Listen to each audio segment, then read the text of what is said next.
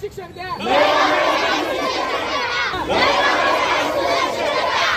माता की वंदे शिक्षक द्या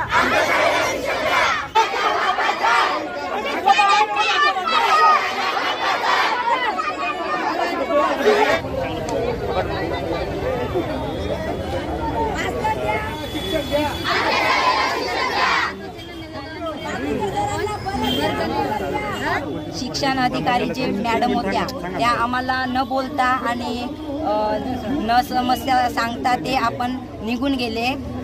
आम्ही त्यांची वाट बघितली पण ते नाही का धावत धावत गेले। त्याच्यामुळे आम्ही इथंच राहणार आहोत। आम्हाला मॅथ आणि सायन्स टीचर पाहिजे। त्याच्यामुळे आम्ही शिक्षणासाठी आले।